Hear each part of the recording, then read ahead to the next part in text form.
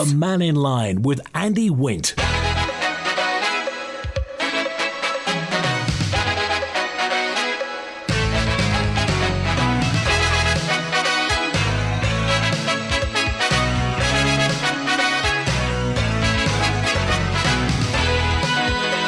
Faster by, good afternoon. Welcome to Mannin Line on Manx Radio. Open line today, so your thoughts on 66 13 68. Text 166 177. WhatsApp 166 177 or email studio@manxradio.com. It could be our famous halfway horse tram. Any thoughts on the potential closure of the Southern Pool? Of course, it has to go to Tynwald. It's just a recommendation, but... And has anybody seen any swimming wallabies? David's first with us today. Hi, David. Hi, Andy. Well, amazing. Yesterday, I was asking about the Newson site, about the inspector's report, and lo and behold, the power of Manx Radio, it's out today. But it's a negative view that's come back from the inspector. I'm waiting for a copy of it to be sent to me, or pick one up this afternoon if it's available there. What puts into my mind now, what does the developer have to do, or what do these developers have to do for the future? And I asked about, is there a fund to help registered building? If you were sitting at your house and it was a registered house, how much money would you get to help you to keep it in the state it was in, with no modern heating, no modern windows and stuff like that, which just makes me wonder what's going on. But I read the Courier this morning and I can't believe there's such greatness coming out of our government, and it's down to the ministers to get involved. The Minister for Health, the Minister for Education, the Roundhouse in Braddon, although it's not in my area. I love sport. I was really looking forward to having a look at it. And we're having a row over a road. It's absolutely pathetic of this government that the minister just can't step in and get it sorted and not have a headline in the paper. And it's the same thing for the Southern Pool. I'm not a swimmer too, so I can tell your colleagues too. But I know a lot of people who do swim, a lot of kids do have a lot of exercise swimming, but I can float a lot more. And what are we doing, again, with the minister regarding education there?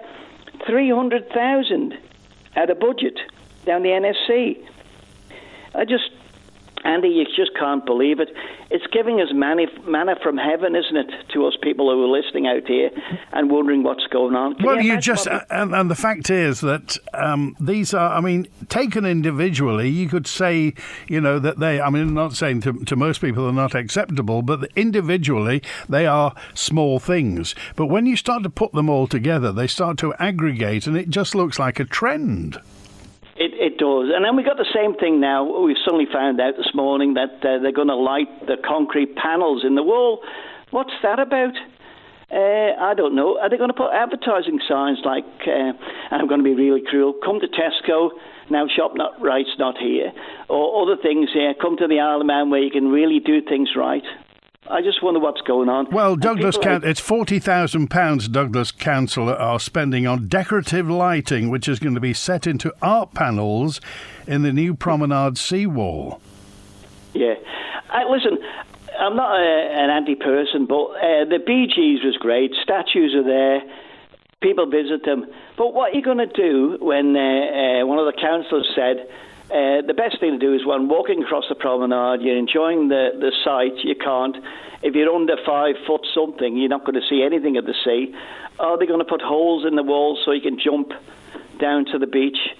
Why can't we just take the shingle away and not worry about things? And nobody has ever answered the question, what's going to happen when this wall's there? What happens if the shingle builds up on the other side of the wall? What's going to happen then? Because if you're taking that shingle away, why not take it all away? Well, that's it. I'm sure I'd love to Stephen Carter to come on and see if he's still got a barge.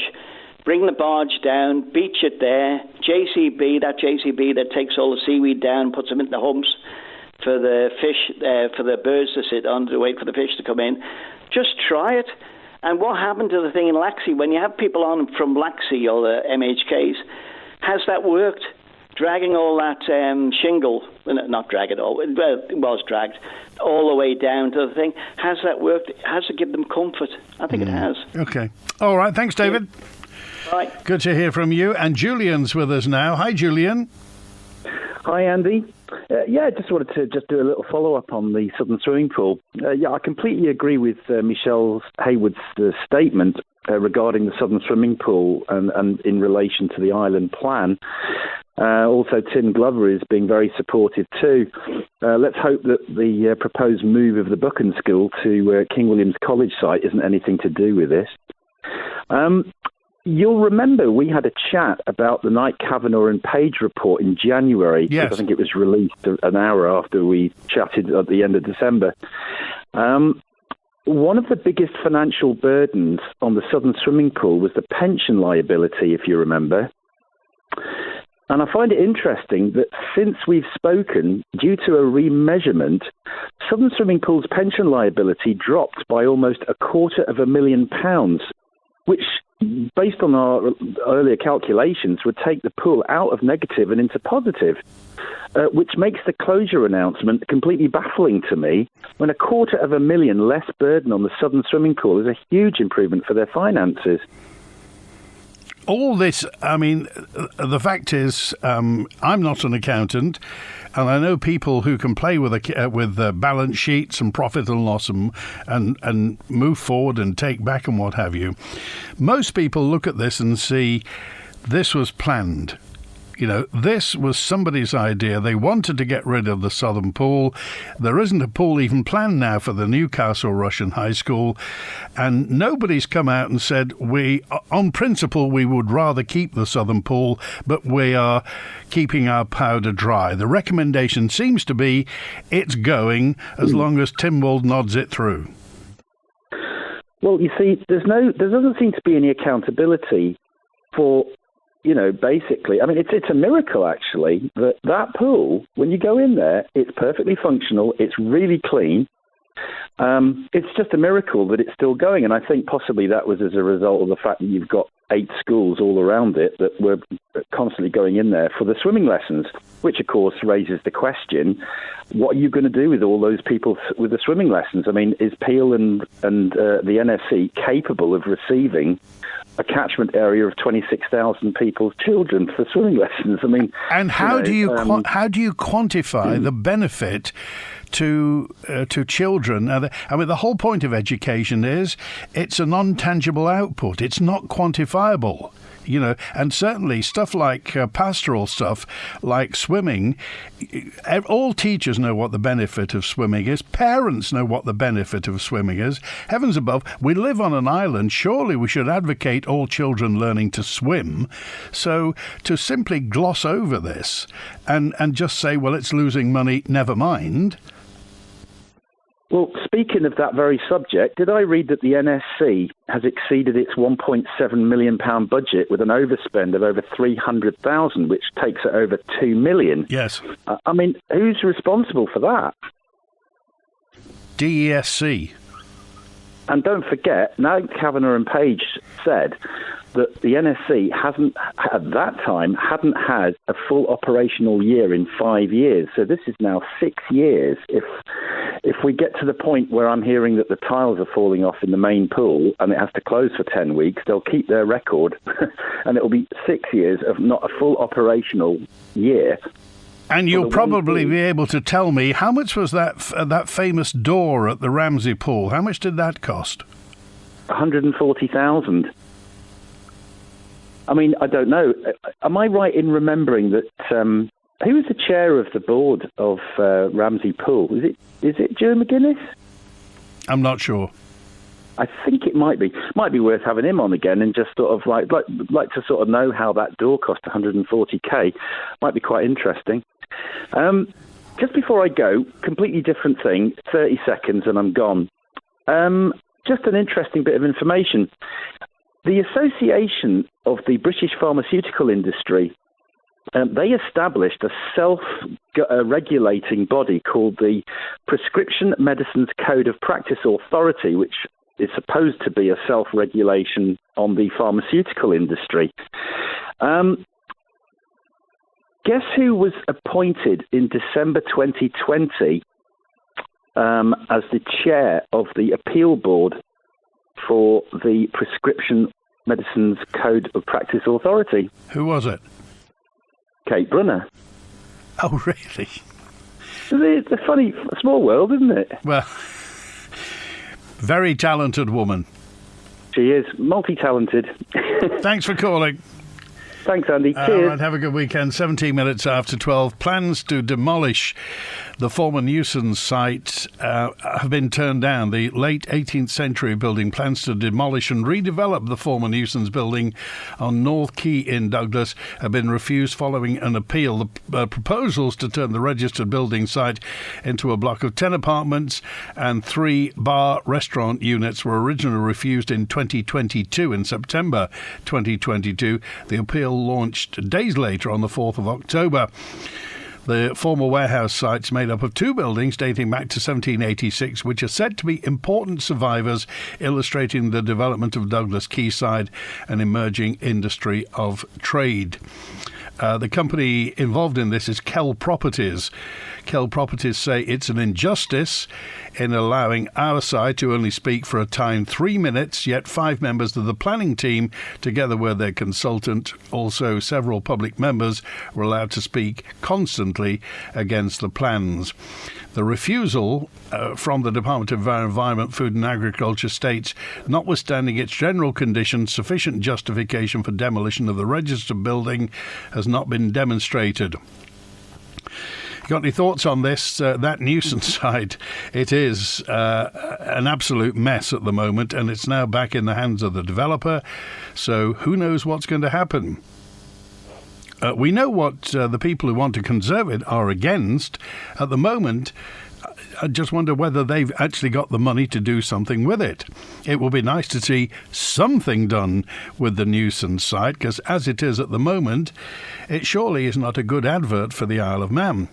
What are we going to say to all the TT fans who pour in May and they look at the Newson site and say, how long's it been like that? And Howard's on now. Hi, Howard. Hello, Andy. Just as a point of interest with the freedom of information, what do they call themselves? The Manx Development Corporation. Yes. They're not, well, you can't get freedom of information from that particular company, or whatever they want to call themselves, corporation. But I noticed in one of your headlines, it's going back a couple of weeks now, 9th of January actually, they arranged, now it was last year, a 50 million funding line from Lloyd's, also finalised last year. They haven't made a profit yet, which, if you look at it, if they haven't sold anything, they can't make a profit on it. But this £50 million funding line from Lloyd's can be extended to 100 million.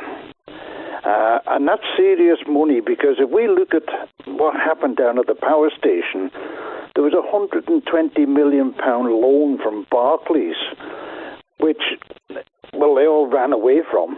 Nothing to do with me. I didn't know anything about it, and yes, we did, but we don't know anything about it. And we are still paying for it.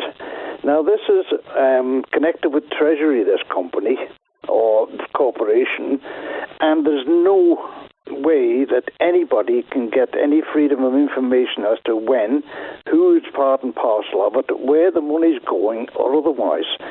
It's a very secretive pact. And now, as I say, there's a £50 million funding line from Lloyd's, which they won't go to Barclays now because they've already had their fingers burnt there, and extended to 100 million. Now, that was last year. Well, we've not heard anything about that, not of any quantity anyway, when any numbers is coming out. It's all very, very secretive, and nobody seems to know what is going on. But there is one man that's asking, and that's Chris Thomas.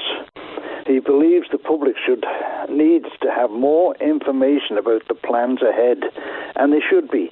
And as it's part of government subsidised, there should be the Freedom of Information Act should apply to it. And you would think also that the people behind Manx Development Corporation have got a good story and a happy story to tell the Isle of Man. If their plans are, self-evidently beneficial to the people of the Isle of Man, why don't they tell us? Well, the saying is, no man is indispensable, but if he is, he's up to no good. Now, why are they keeping this quiet and secret? And £100 million is a serious amount of money in anybody's estimation. They borrowed £400 million, and that's gone all very, very quiet now. You don't hear anything about it. The smart meters, Dr. Allinson, he got £18 million to fit these, and I don't know how long the programme was going to be, but I think it must be a 10-year thing. But he then went on to the Treasury, and then he immediately started screaming to put the price of electricity up, obviously to pay the £18 million. But this is the one that concerns me, is the Manx Development Corporation, because they're very, very close to their chest, all their cards, and the public are not being informed of what's going on. And as many people have said, both the steam packet and this particular corporation, they are not on the Freedom of Information list. You can't get any information out of them. But who and when give permission for this £50 to £100 million loan? Okay. So it's a question that needs to be asked, and there's one that Chris Thomas wants to bring up, because he seems to get his teeth into some things, and then he gets kicked out again. Oh, just by the way, Howard, everybody's very excited about the trees along the Peel Road, by the way. We're trying to get to the bottom of those trees and what's going to happen to them. Yeah, well, it's not a major job. It's only the trees underneath them. They don't have to do any major work down there. It's just the saplings as they're coming up through, and they will destroy those trees eventually. So yes, it's a couple of days' work, and then we'll have something to cherish. All right. Thanks, Howard. Have a good weekend. Okay, take care. Thanks. All right, 24 minutes past 12. Muriel, I think, has got the answer to this and regarding the freedom of information and the fact that you can't FOI the Isle of Man Steam Packet Company and the Manx Development Corporation, which are companies owned by Treasury. So in the end, they're public companies. Muriel said the problem, I think, is arisen because of the drafting of the Freedom of Information Act 2015. They listed 9 existing publicly owned companies, companies like Isle of Man Film Limited, Laxley Glen Mills, and Radio Manx Limited, of course, which is the holding company of Manx Radio. Now, all those companies are in there, but they didn't make provision for any companies that may be acquired in the future. So this may be a drafting error. Say, acquired the Steam Packet Company or the Manx Development Corporation, but there's no provision in the Act for those to be FOI'd. Now, whether or not that could be remedied, we don't quite know. Eddie's on now. Hi, Eddie. Hiya, you all right? Good, thanks, yeah. Yeah, my green thing for today, to do with the turbines, I'm actually waiting for a little bit more information, but I can tell you what it's about. And it's about turbines that have been put up in America, numerous of them, but they seem to be lying dormant, nothing happening with them. They're not turning or anything. And from what we gather, right, I'll get more information about this, is that the cost of them as maintenance has gone up, and nobody seems to want to actually or think that they might be able to make money out of them because they're turning to other alternatives over there. And also, at the same time, nobody wants to take them out because it's going to cost too much money to take them out. So there's a lot of denial going on there. But I'll get you more information about it. But that would have been my green topic for the day. Okay. While I'm on, can I just mention a couple of stats about the swimming pool? By all means, yeah. Yeah. Over the years, there's been 140 Manx records achieved. Would you believe there's 4 swimming pools on the Isle of Man, but 77 of those records were got by southern swimmers. That's over half, isn't it? And yet there's 4 swimming pools, and one of them is huge. The southern swimming pool, 77 of the 144 records. That's a brilliant achievement. What do you think is going through the politicians or the senior civil servants' minds when they look at the southern pool and they've got a red pen in their hand? They can either put a cross through it or a tick by it. What do you think they're thinking of?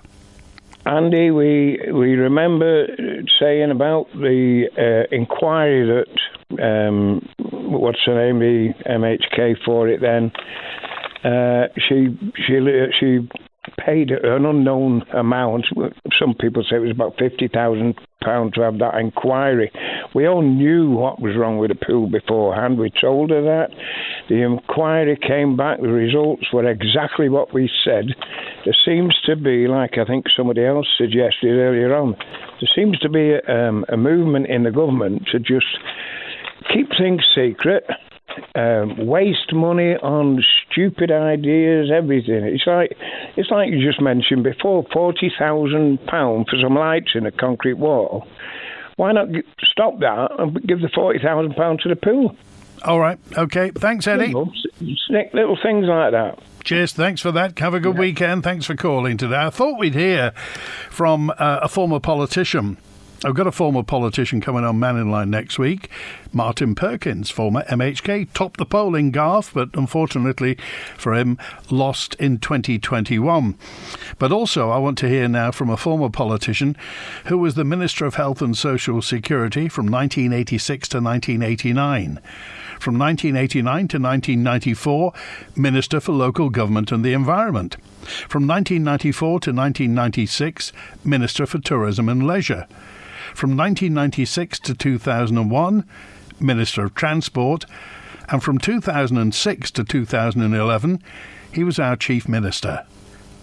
Former Castletown MHK, Tony Brown. Well, I'm quite shocked, really, and I think it's an appalling decision. I mean, totally unjustifiable. As far as I know, we're still waiting for this report as to how the leisure pools will be funded in the future. But I think more importantly is the lack of any vision as to the need to retain regional swimming pools in the Isle of Man. And based on this decision, the South will be the only area of the Isle of Man that does not have a regional swimming pool or a national pool that's available. But I think more importantly, it's the opportunities it's given to many of our children and not so young in terms of competing in things like the Island Games, some of them going on to compete in other world games. And I think that losing that is really bad. But I think also important is, I mean, based on what we are told, it's a decision that has been made purely on finance. The government saying it can't afford as well. You know, some of us, and me included, have been saying for a while that if there's a problem in this and the government needs to raise more funds for this, then why not include the richest local authorities into contributing towards the swimming pools, the same as the regions? And that would be Douglas, Braddon and Onken. They don't pay a penny in terms of a contribution directly for the swimming pools, and yet all the rest of the island does. And here we are in the south now being hammered because the southern pool was the first one to be built. It's been known for at least 10 years that it needed replacing. Previous departments of education have looked at including it within the redevelopment of Castlefrushian High School, which is a logical decision. And really, I think that the Minister needs to look at it with a broader vision. After all, she is the Minister not only of Education, but is also the Minister of Education, Sport and Culture. And swimming pools fall into the categories of sport. And I just think this is a bad move. And I hope that the Southern MHKs, with the support of the other regions who could be put in the same position, actually fight this very hard and actually make it clear in Tynwald that this is not an acceptable solution and government has to find a way forward. Tony Brown was elected as a member of Castletown Commissioners in 1976, was chairman, then was elected as MHK in Castletown at the first attempt in 1981. He was an MHK through until 2011. And I just wonder what your thoughts are concerning this. A message in from Maureen, who just said, I see Julie Edge has got her way. No thought for the hundreds of people in the south of the Isle of Man who use that pool. I bet she's never even set foot in the place. Well, I think she has. You can't tell you how disappointed I am with this outcome. We've lost everything. We've lost the post offices, we've lost the banks, and we're going to lose the southern pool. What is going to happen next? The southern pool seems to be going. The news was revealed after a leaked letter showed that the Department of Education, Sport and Culture is recommending the move on financial grounds. It's thought the Education, Sport and Culture Minister will present the recommendation at next month's Tynwald before members will then vote on it. From Manx Radio News, Amy Griffiths has been looking at it. Shambolic.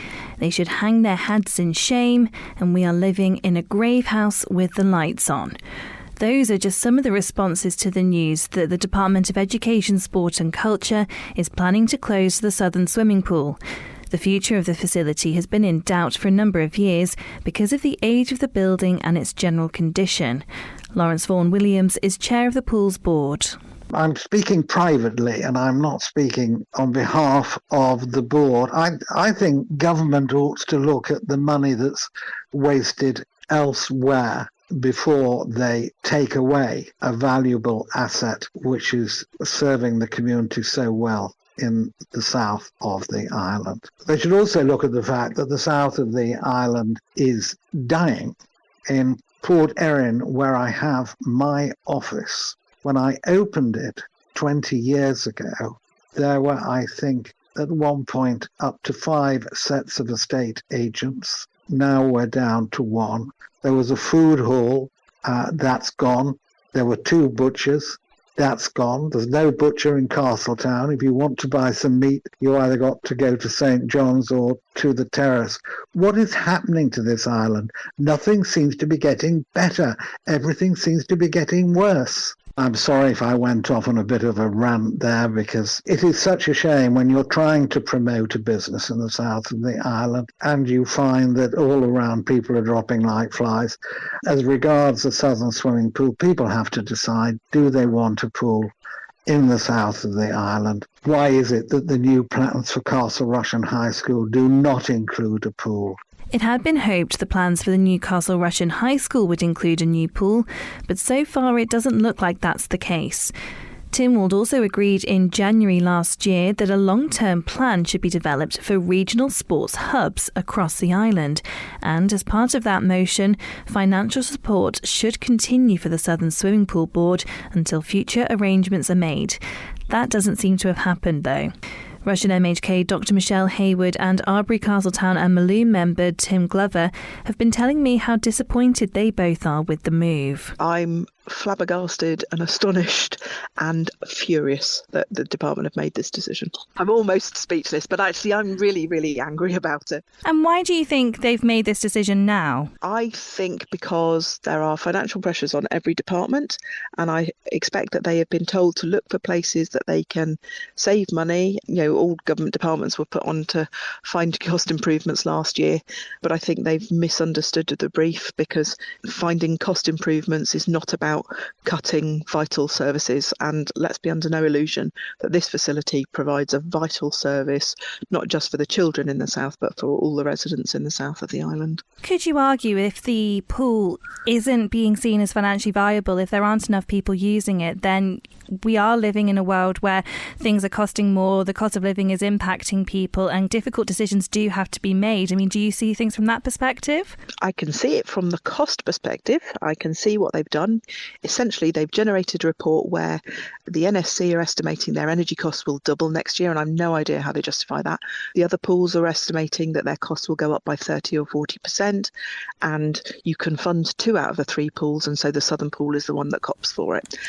We'll find out more from Tim Glover in just a few moments' time. Earlier on this week, Lee Morris was on from the Manx Wildlife Trust, and we were talking about non-native species on the Isle of Man and bringing animals to the Isle of Man. And I've got a note in from DEFRA, from Richard Selman, who's the Ecosystems Policy Manager, who says, Andy, the Department of Environment, Food and Agriculture have advised that the import of certain species into the Isle of Man, including from the UK, is restricted under various legislation in relation to wildlife conservation, public safety, animal and plant health, and the protection of agriculture and beekeeping. The release of certain species into the wild in the Isle of Man is restricted under the Wildlife Act. Customs and Excise may make checks on imports supported by various agencies.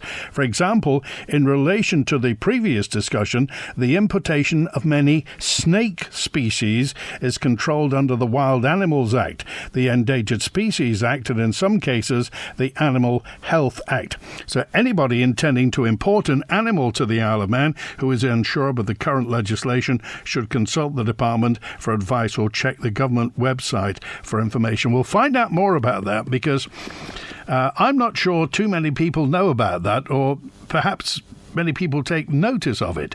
I wonder what you feel about it. Anyway, Frank's with us now. Hi, Frank.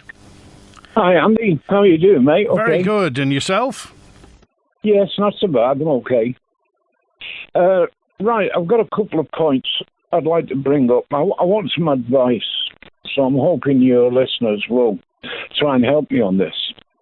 I went to PC World, Curry's, and I bought a laptop, and it cost me £349.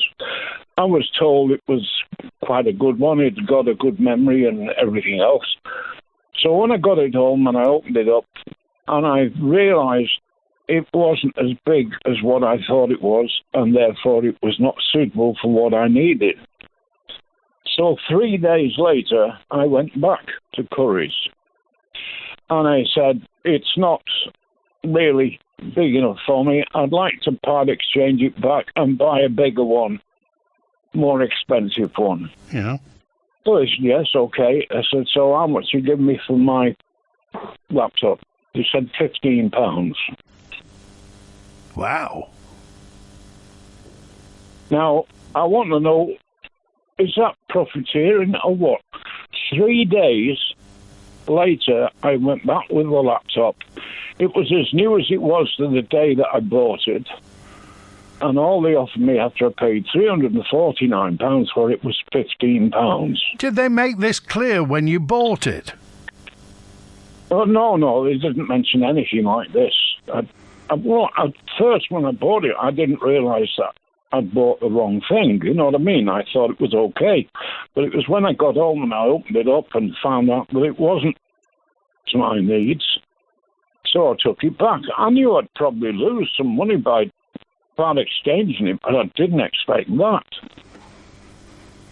So what do you think about it? Well, I would get back onto Curry's again, to be quite honest. I'd give Curry's UK, if they've got a helpline, just get in touch with them and tell them what the situation is, because it just seems that they're kind of just reading that from a book, you know, that part exchange is £15, and that's that. But that doesn't seem right at all.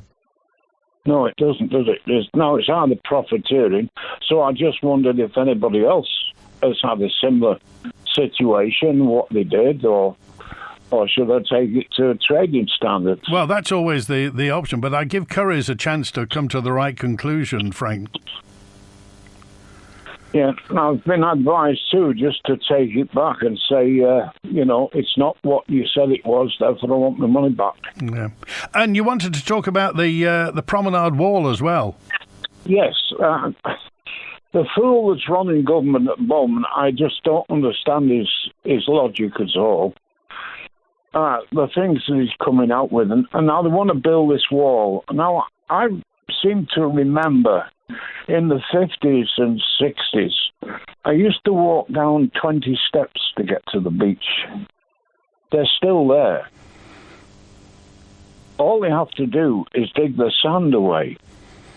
I know it's a nuisance and it has to be taken away every so often, but I'm sure it must be a damn sight cheaper than building another wall and making it higher for people and they won't be able to look out to sea or whatever, or it'd be difficult. And presumably as well, if they can get the stuff away, if they can get the rocks away and the sand away, then the sea's going to be hitting a sea wall rather than coming up over onto the promenade. But nobody seems to be able to justify it.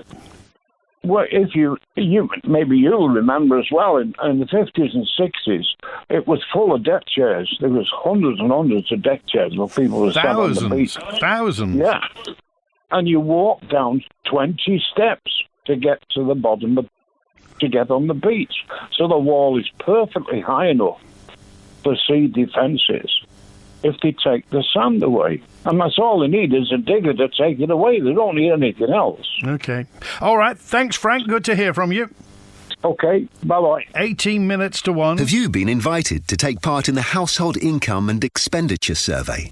It's one of the most important surveys for our island because the information you provide is vital data for our island's financial planning. It helps us calculate our VAT revenue from the UK. Plus, it gives us a better understanding of the financial strains on residents, so we can support those who are struggling. If you've been invited, please take part. Visit gov.im/HIES for more information. Achieve your business goals with Nicola Bowker & Co. Embracing the latest accounting technology, Nicola Bowker will help you to keep your accounts totally up to date with all the information you need at the tip of your fingers. Don't be kept in the dark. Come into the light with Nicola Bowker. Get your garden ready for spring with Riley's. Seed potatoes to garden machinery. Get down to Cool Road, Braddon for everything you need. And all your pet supplies and birdseed too. Leap into spring with Riley's Garden Centre. The Ginger Hall has it all.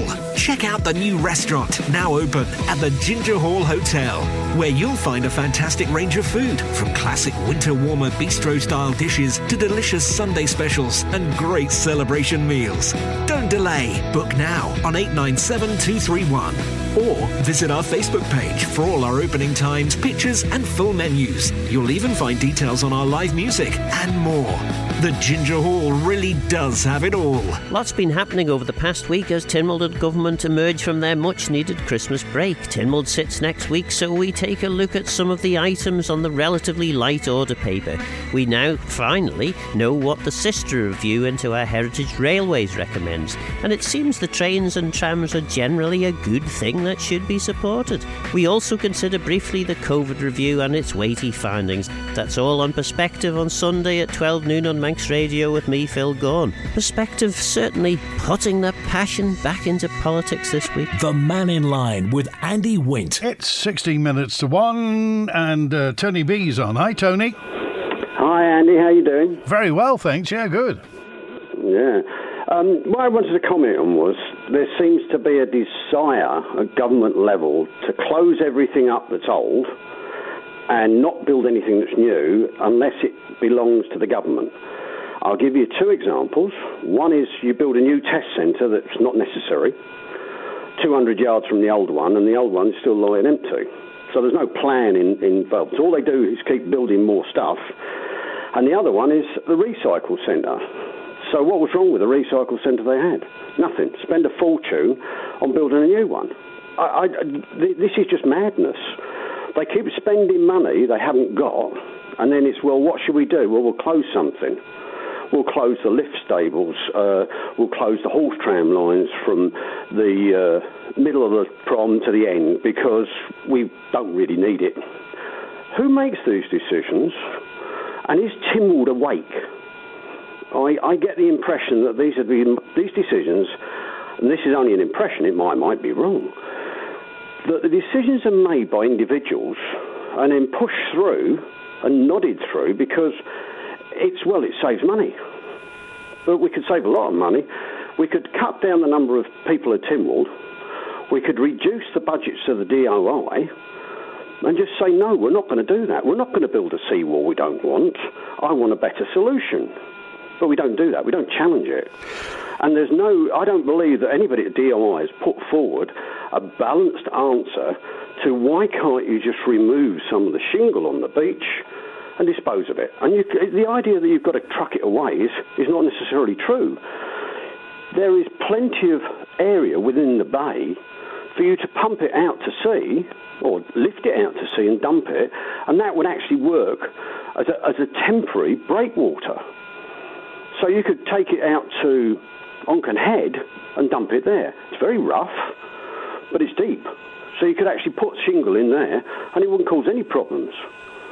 But they don't come up with any solutions like that. What they tell you is, oh, well, I'll build a seawall. So this comes very close to, well, I'll build the wall higher and that'll make it better. And it won't, because the sea level is still the same.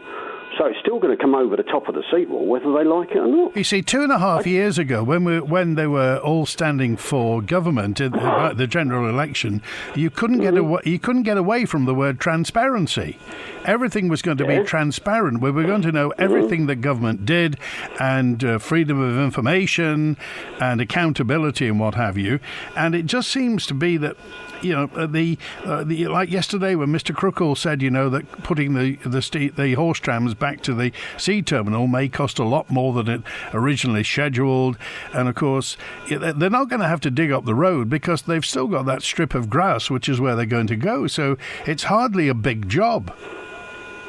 Well, the issue is they don't want to do it. That's what it comes down to. Somebody in DOI doesn't want to do it, so the answer is, well, it's too expensive. So you think it's that black and white? Somebody somewhere wants to put the foot on the neck of this project and stop it?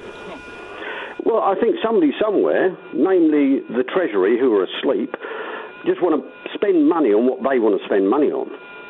They don't want to spend money on things that matter.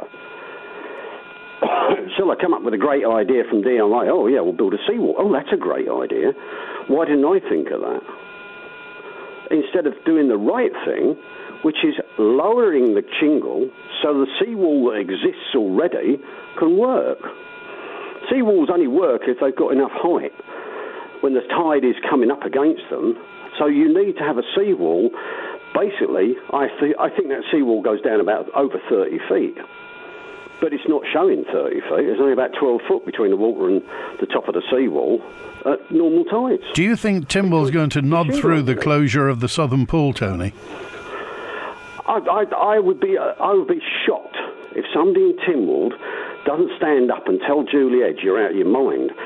You've got a situation where they've just said this morning, oh, we might have to close the NSC because we've got loose tiles. So we built a brand new facility, we redid it in 2019, and it's failing. And yet we've got a pool down south, which has been there for, I don't know how many years, over 50 years. Perfectly adequate, perfectly usable, but somebody doesn't want it because it's old. And remember the flumes as well. Well, the same issue. Oh, well, we'll fix all that. Well, what happened? We ended up paying another £600,000, I think it was, wasn't it? Yeah. To get them fixed. Why did we bother fixing them? Do we really need flumes, honestly? Oh, the flumes are great fun. Anyway, got to go, Tony. Thanks for calling. You take care, Andy. Just think about the government and what their real intent is here, because I don't think they're being honest. OK, and Andrew's with us now. Hi, Andrew. Hi there. Good day to you, Andy. Southern Swimming Pool just brings to mind the 12th of December and Tynwald backed 1.6 million for the Villa Gaiety sound and lighting. That was promoted by Julie Edge.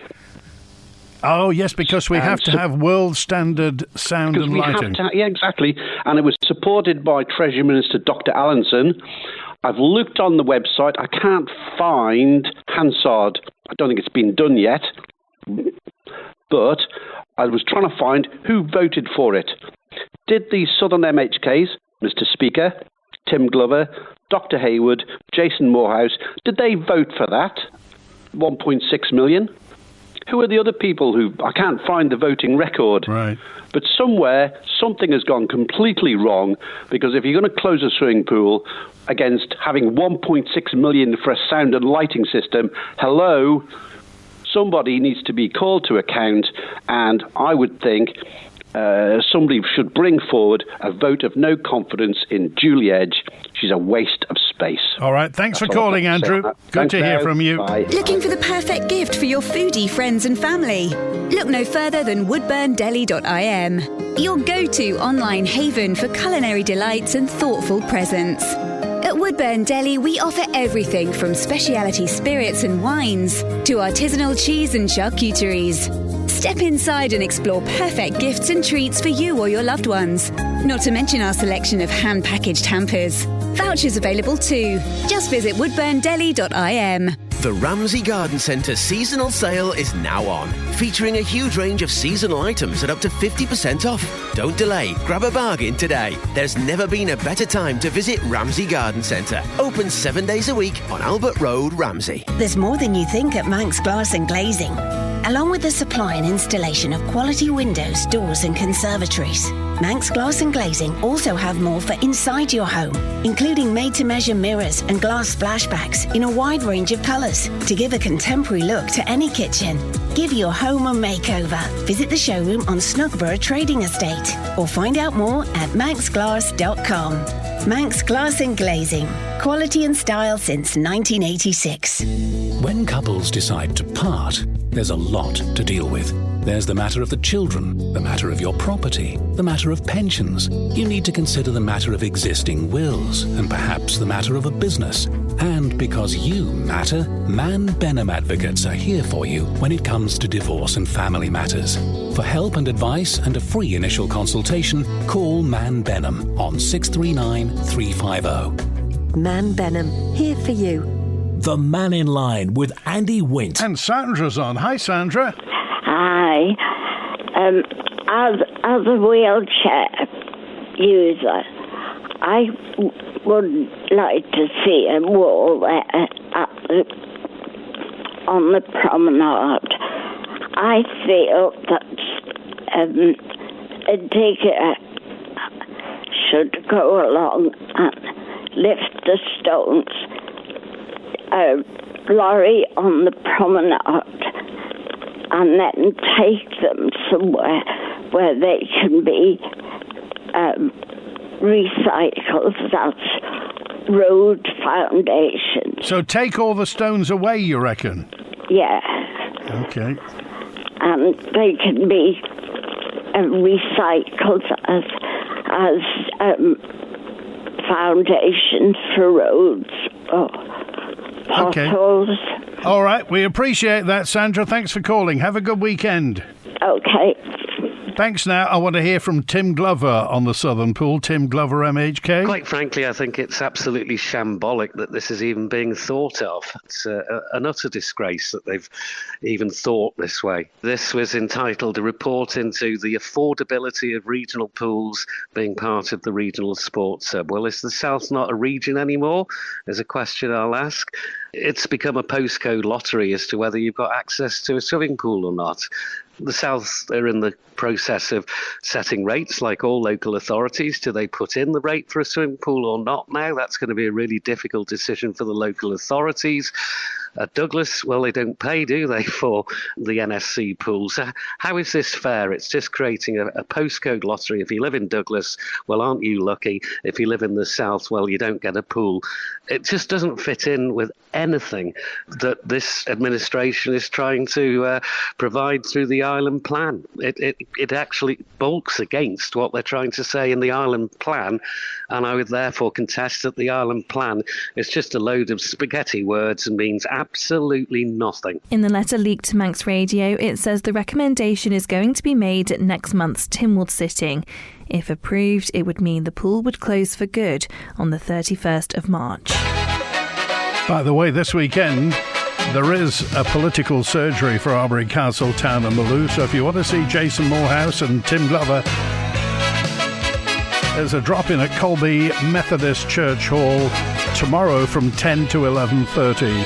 There are other political surgeries at Ramsey Town Hall for the Ramsey constituency and at the Hub in Onken for the Onken constituency, and also at the All Saints Church Hall for Douglas Central constituency. The banks are gone, the post offices are gone, the bus station gone, the trams sort of gone, but at least we've got the Rectal Newson's warehouse, so all is not lost, says Mark. And Paul says Douglas has got too much sand, Port St Mary Beach needs some sand. Just saying.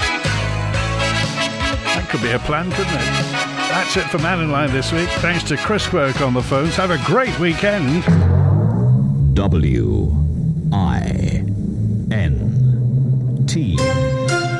60 60 years serving you as the nation's station. This is Manx Radio.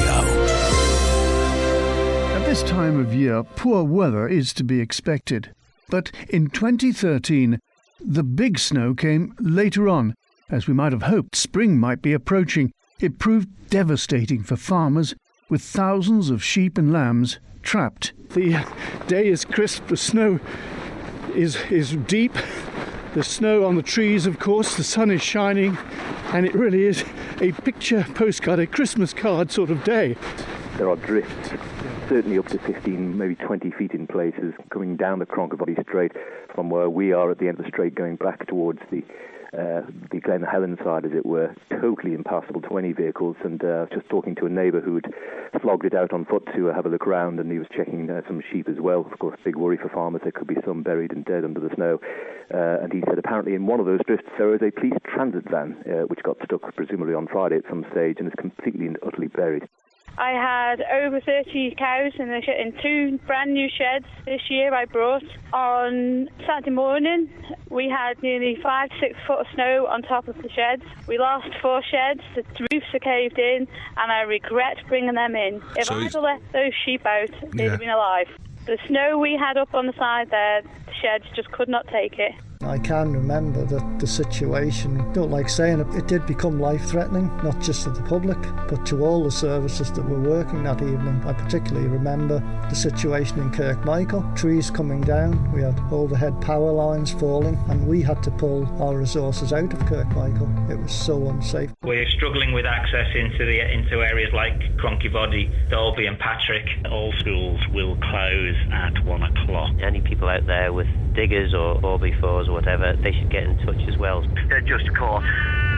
What is so frustrating is you feel so helpless in it. It did arrive from the south, trying to replace the cold air from the north. It did also have a battle zone where there were strong to gale force winds from the east. Perhaps the snowfall events will continue to be pretty rare. My fear is that we'll tend to see more likely occurrences of heavy rainfall events and gales on a seasonal basis more frequently and perhaps sometimes more extreme than we used to see before. Part of island life for 60 years. This is your Manx Radio.